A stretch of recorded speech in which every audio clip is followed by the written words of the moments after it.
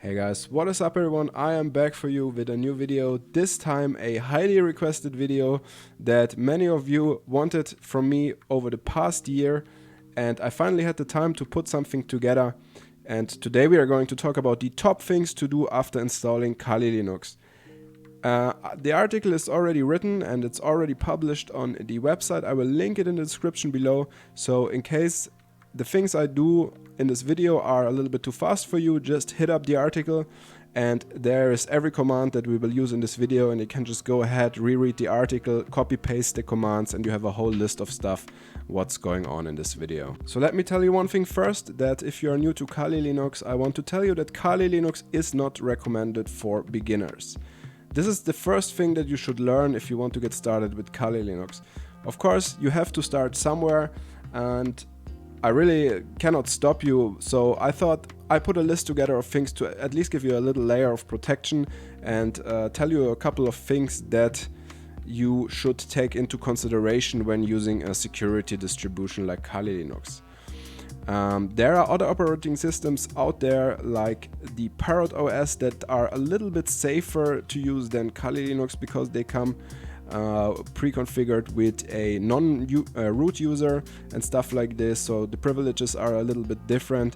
But if you anyway want to use Kali Linux, I will just show you what to do to secure your system and to be on the safe side of things. Now I will tell you that the difference from this video to the written article is that the article actually gets updated along the way, so I specifically called this article top things to do and not top 5 things or whatever to do after installing Kali Linux, because I will constantly go ahead and update this list. So I really recommend you to put this link to my written article in your bookmarks and just check it up every half a year or so and see if you are still on the latest version of this article. Okay, enough for this introduction. I first want to quickly go over the VirtualBox settings with you, because most of you will probably install it on VirtualBox. If you use something else, just skip over this part. It will just take a minute. So if you want to know how to install Kali Linux on VirtualBox, I'll leave a link to another video in the description below. It's very easy, but let's quickly run through the settings. Select your virtual machine, click on settings, and of course just give it a name with the version number. Then you go to the Systems tab, you allocate some memory. The default value of 2 GB is fine, but just give it as much as you can spare confidently. So I went for 8 GB because I have a lot of memory there, as you can see. Then head over to the Processor tab and give it 2 processors, that's enough. Give it as many as you want, as long as this is in the green area here. And then let's also go to the Acceleration tab. And I have this VTX AMDV enabled. I have nested paging enabled, and on here I have this PAE-NX feature enabled. I don't exactly know what this does, but I never enabled it. I just left it as it came pre-configured from Kali, so this should be fine. Next, go to the Display tab. I'll allocate it 128 MB of video memory and enabled 3D acceleration. And the last thing I did, and this is up to personal preference, you can change the network adapter to bridged mode, which simulates that the machine is physically connected to your local network, or you can use a NAT network or NAT itself as it comes pre-configured. It's perfectly fine to use either option. Okay, I just wanted to run through you with through those settings. You can also just pause the video and check the settings, it's all written here. And now let's go ahead and get started. So just start it up. And this is really a vanilla version of Kali. I didn't do anything, and I will run through with you through each and every setting that I did on the top things to do after installing Kali Linux. So let's first boot it up, should be fairly quickly. And as you can already see, if you come from problems with full screen mode, the full screen mode is perfectly working on the pre-configured VirtualBox VM from Kali. So log in with root, and the default password is TOOR, so root backwards. Okay, if you have installed Kali Linux manually, then you already set a password, but if you have also downloaded the VirtualBox image like I did, the first thing you want to do is open a terminal and actually change your root password by typing passwd and just simply enter a new, more secure password for your root user. Okay, password updated successfully, and we are fine with it. The next thing I usually do, and that probably is only applicable if you're outside of the OS, is hitting the Windows key to open up the search field here, and I want to search for keyboard to change my keyboard layout. And you can find that by going to region and language. So I'm located in Germany, and I already changed that to German, but if you are on English, you just press the plus sign here and choose your language. Let's do that again, whatever, we do it twice. I just did it now and have to re-record it because something didn't work. Let's put it to French, just to show you. And then you click on it and you move it up, and then you go ahead and delete the old one that you don't need. Okay, so I delete French because I obviously don't need French. And we have the proper keyboard layout set and can work properly. Good. Since we have that done, we are going ahead and we are going to type sudo apt tag get update and do sudo apt tag get upgrade, or let's do dist tag upgrade and tag y. So what this does is it updates your repository, your software repository, and it updates your system or upgrades your system to the newest version. Now I went ahead and did this before because it takes a long time to finish if you just started up the freshly installed or freshly configured VirtualBox image. So just hit yes, and probably it will again find some updates for me as well. And as you can see, another 290 megabytes. And if you do that initially, it will pull down about 1.8 gigabytes, which will take a long time to install, so you better plan some time. But it's important to do that, so let's wait for that to be finished. By the way, every single question that comes up here while you're installing those updates, there might be something like if you want to leave the default value, just always choose the default value and you are fine. Alright, gladly that was quickly finished for me. And the next thing to do if you are using VirtualBox, what I would recommend to you is to go to devices and make sure the shared clipboard is on bidirectional and drag and drop is also on bidirectional. What it means is you could just go ahead and copy something from here and you would have it available on your host system as well to paste it. So you can also go and of course paste from your host system something into your guest system. So I'm gonna just demonstrate you. I just copy something from my article on my host system and I insert it here. So that's how it works.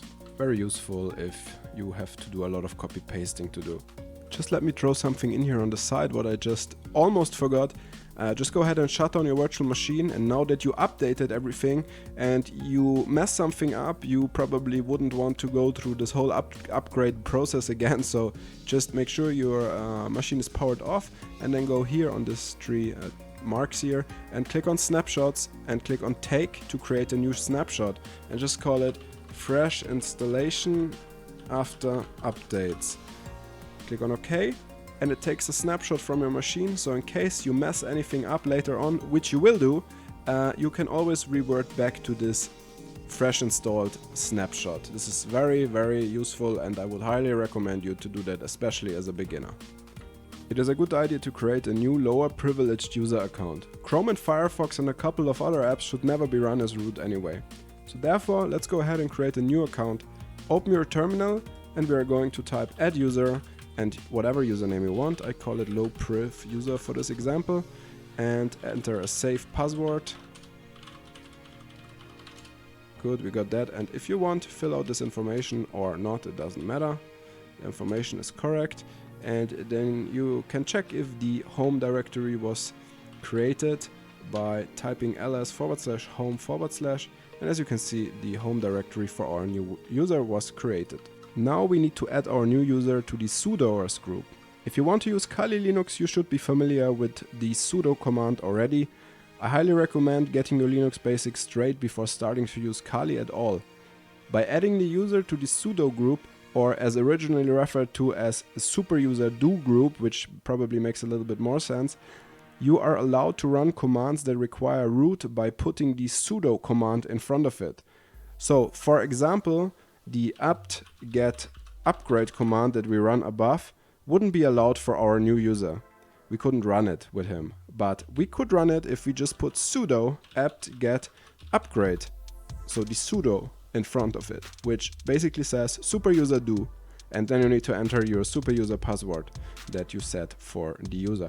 But let's go ahead and we need to add the user to the super user or sudo group by doing usermod tag a lowercase a and capital G sudo and then low priv user. This adds the user to the sudo group, and now we can run the commands by using sudo. Let's go ahead and log out from our root user. Click on logout. Yes, logout. And log in with our new username, low priv user, whatever your username is, and our password.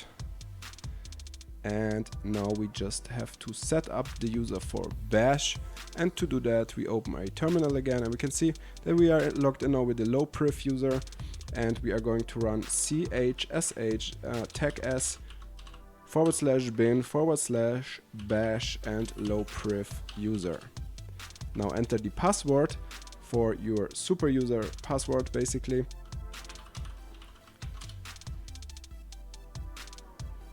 Let's try that again. Maybe we need to, I forget which password it was. Yeah, it was your user password. Simply type in your user password for your user here.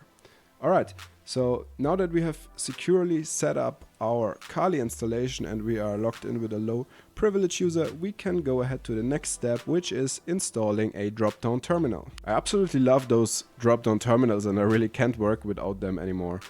If you have ever played games like Quake or Quake 3 or whatever, the old games, you were able to put a console by pressing the tilde or circumflex button like here. And basically you can have the same thing in Kali Linux, which is pretty amazing and gives you a lot of freedom to just put down a console whenever you need it. We use Guake terminal for that, hence the name Quake. It comes from that, it's like a derivation of that. And we can install this terminal by typing now sudo. Let's make an example actually. Let's try to do apt get install Guake. And we cannot do it because we don't have the privilege for that. So let's type sudo apt get install Guake. Enter your password from your low privilege user. And as you can see, we are now allowed to install it. That should be quickly done. And come on. There we go. Now we also want that Guake is starting automatically on the next reboot, otherwise you always have to pull it up manually. So to do that we do sudo copy user share applications /Guake, I think. Guake desktop. Maybe we need to first start it. Let's see. You can run it by typing Guake. That started. Let's see if we can pull it down with F12. Maybe we had to just start it first. Let's see. Try that again. Sudo copy user share applications. Oh, I think I had a typo there probably. Yeah, there it is. Guake desktop. And then make a space here. Then /etc xdg auto start, hit enter, your sudo password, and then we have it automatically started next time we restart our computer. So now, as a bonus tip, if you want to if you not want to use F12 to pull down, let's first start it again actually. Let's hit up Guake like this. And then if you press F12 by default, you see that a drop-down terminal comes down and you can use a couple of tabs here. And it's really handy. And if you want to reassign this button to the tilde or to the circumflex key, right-click somewhere in Guake, go to Preferences, and then go to Keyboard Shortcuts. And you can see toggle Guake visibility. Just hit it once and then hit that circumflex or tilde key. And now if you press the tilde key, boom, drop down terminal. As I said, it's amazing. I really love this terminal and I would not like to work without it anymore. You can see you can have a terminal open here, you can pull another terminal down, you can make another tab. It's pretty amazing. There are a couple of customization options like changing the background, transparency and stuff like this. So just go ahead and play around with it as you will. This brings us to the next step, which is install your favorite code editor. So if you don't code, just skip this step and go to the next step. But for all the rest of you, I like to use Atom. Install whatever you want. I just will show you how to install Atom by using the terminal, and first we need to install a few prerequisites for that. So let me quickly paste that because that's a quite long command. As I said before, you can just copy and paste it from the written article. So that's sudo apt-get install gconf2, gconf service, gvfs bin, and libconf 2-4, whatever. Just copy and paste it. Put your password, and without that in place, we are not able to install Atom. So let's quickly run through that. Okay, then we need to open a web browser and download Atom. So let's go ahead. I think it's atom.io. It's a really good open source editor, by the way. If you don't know what to use, just go and try Atom. I really like it. And you want for Kali download the .deb file. Click on save. It's 85 MB big. Should be downloaded fairly quickly. And we can already go ahead and navigate to our CD downloads directory, where it should show up in a minute. Let's wait for that to finish. So if you're wondering about my pronunciation, I do these videos usually after working a full day, so my brain is all scrambled, so please excuse any misspellings or whatever you find along my videos. Okay, next sudo dpkg or tag I and atom tag md64.deb, and now Atom will install. It will take a couple of seconds or minutes. We just wait again for that to finish. It only took a couple of seconds to finish. Press your Windows or Command key and come on, where is it? Here is it. And type Atom and open it up, and it should usually start, and it does. That's it for installing Atom. Next on the list is OpenVAS. OpenVAS is a very popular open source vulnerability scanner. It is an essential tool at your repertoire, but because installing OpenVAS initially is a lengthy process by itself, I simply point you to the link in the description below, where I have a completely detailed article and I think also a video on how to install OpenVAS, and I recommend you to follow through that because, as I said, it's a more lengthy process and it would shoot over the borders of this video length. I highly recommend using OpenVAS. I personally use it almost all the time and on every assignment because it can run scans, and it sometimes brought up results that other scanners didn't bring up, and it's always like this. One scanner has different findings than the other one, and it's just another tool that you can use to find some vulnerabilities. Almost the last thing is installing your favorite tools, and this is up to your personal choice again, but I can just recommend a couple of tools like Air, what I use regularly. One is AirGetOn. I will leave all those links in the description below so you can go ahead and install them by yourself. One is AirGetOn by VisitorShare. Sorry, man. I always do that. I know. It's Visitor is here. And Routersploit is another one. Let's pull it up here. All is on GitHub. And I'm actually working on an installer for you guys that helps you to install those tools easier. Then also there is Fluxion, which I use, which is a very nice Wi-Fi analyzer tool.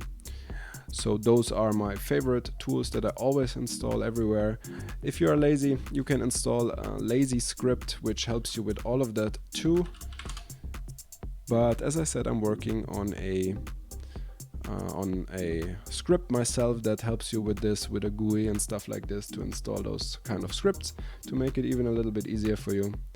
And that's it for installing the tools. If you want a separate video on how to exactly install those tools, please hit me up in the comments below and I shall provide it as always. Alright, we came to the last step, and the last step is basically, or the last step in the written article is VPN. So setting up VPN.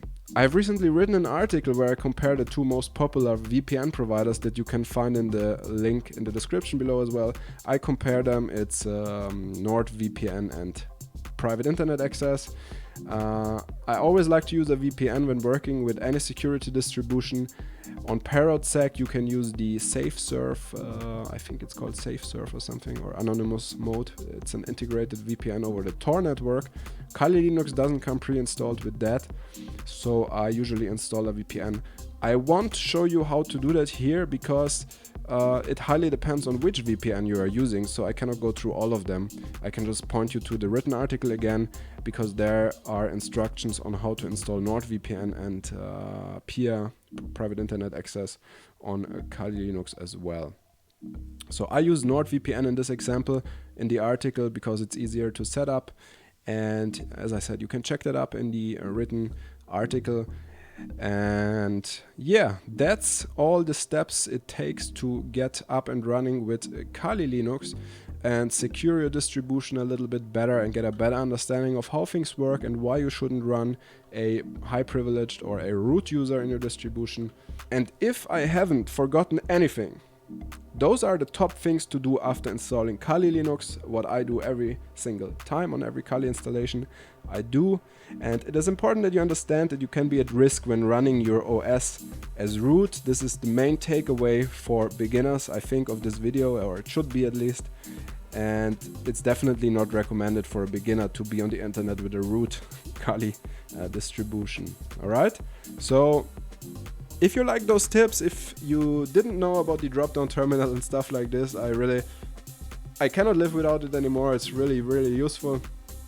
And if you like this style of video and this kind of video, these essential tips that really should give you a little edge over just being a beginner and just dabbling in the dark with those kind of distributions, hit the thumbs up button, guys. It really helps me. Also subscribe to my channel, because more content like this is coming every single week. I do a new video every week on different topics of cybersecurity, Linux, open source, and so on. Thanks for watching, guys. Enjoy your new tools and stay safe. Bye.